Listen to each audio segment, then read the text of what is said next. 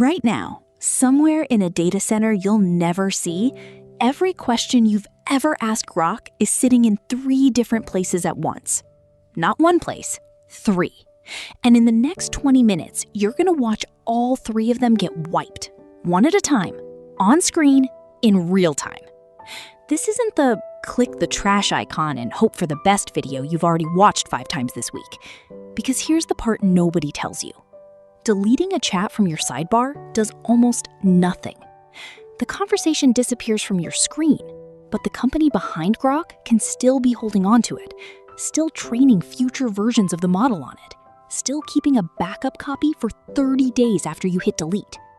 So if you only do the obvious thing, you walk away feeling safe, and you're not. Here's why this actually works, and why most guides get it wrong. Your Grok data isn't stored in one bucket. It's stored in 3 separate layers. The first layer is what you see, your chat list, your sidebar, the conversations you can scroll through. The second layer is invisible. It's the training layer, where your prompts and the answers you got can be used to make future versions of the AI smarter. The third layer is the backup layer, a recovery window where deleted chats technically still exist in the background before they're permanently purged. Most people only touch the first layer.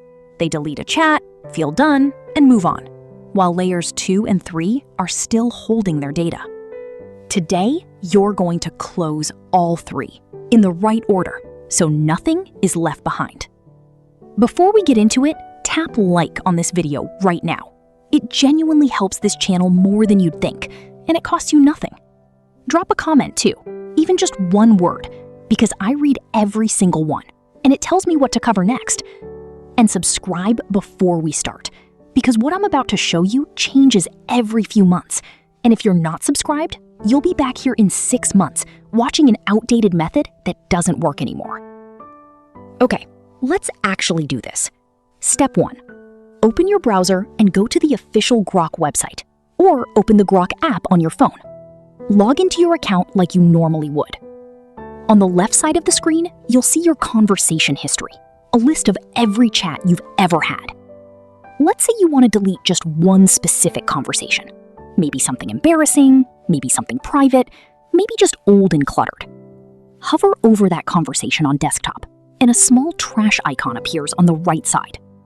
On mobile, you do the same thing with a long press instead of a hover. Tap the trash icon, confirm the deletion, and that single chat disappears from your list immediately. That's layer 1, done, for one conversation. But most people don't want to delete one chat. They want everything gone. So here's the faster way. Go into your account settings. Look for a section called Data Controls. Inside Data Controls, you'll find a button that says something like Delete All Conversations. Click it, confirm the action, and every single chat you've ever had on that platform vanishes from your history at once.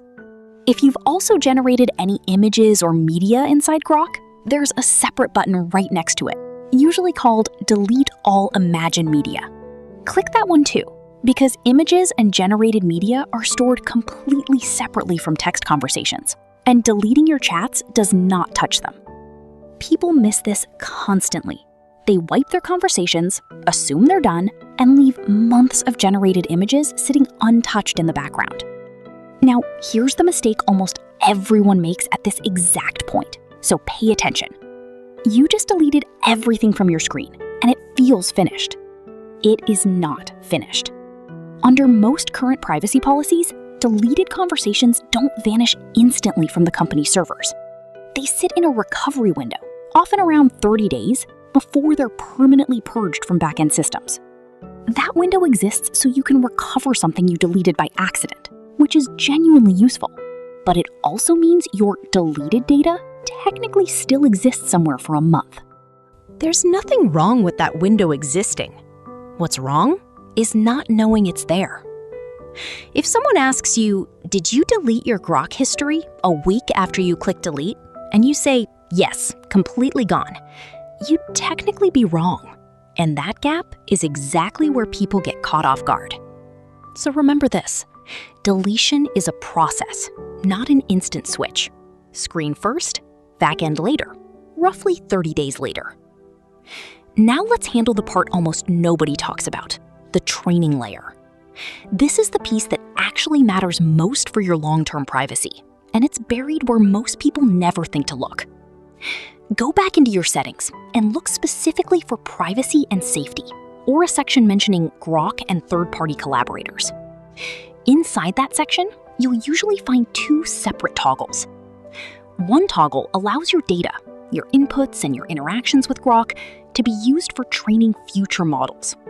The other toggle allows the platform to personalize your experience based on your Grok activity.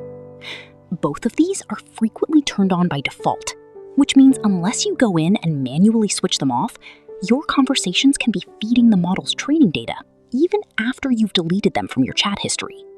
Turn both of those off. Here's the part that catches people off guard every single time, so listen closely. Turning these toggles off is not retroactive. It stops future conversations from being used for training.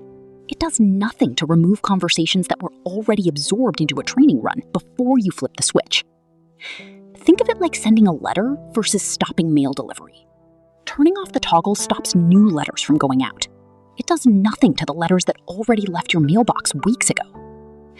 So the actual golden move here, the one thing almost no guide tells you to do in the right order, is this. Turn off the training and personalization toggles first, before you delete your history, not after. Do it in that order, and every conversation from that point forward never enters the training pipeline in the first place. Do it in the wrong order, delete first and toggle later, and you're only protecting future conversations, while everything before that point may have already been used. Order matters more than the individual steps themselves. Now, if you're using Grok specifically through X, the deletion process is separate and lives in a completely different menu because X and the standalone Grok app do not share one unified history system. On X, open Settings and Privacy from your Profile menu. Go into Privacy and Safety. Scroll down until you find the Grok section, sometimes labeled Grok and third-party collaborators.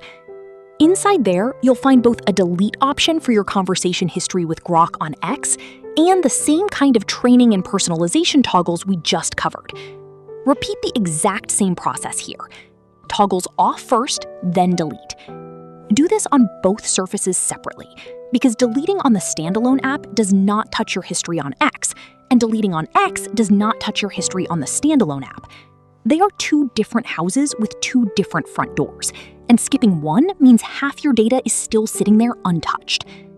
Let's walk through a real example so this actually clicks. Imagine you spent a weekend asking Grok detailed questions about a medical symptom you were worried about, plus a few messages venting about a stressful situation at work. You go into the app, hit delete all conversations, and the chat list is empty. Looks clean. But if you never touched the training toggle, those medical questions and that venting session could still be sitting in a training dataset, associated with your account activity even though your screen shows nothing. Now imagine you did it the golden order way instead. You went into privacy and safety first, switched off training and personalization, waited a moment for it to apply, and then deleted the conversations. That weekend of messages never entered a training set at all. It existed only long enough for you to get your answers, and then it was gone at every layer, not just the one you could see. Same starting point, same information. Completely different outcome, purely based on the order of two simple steps. That's the difference between deleting your history and actually protecting your privacy.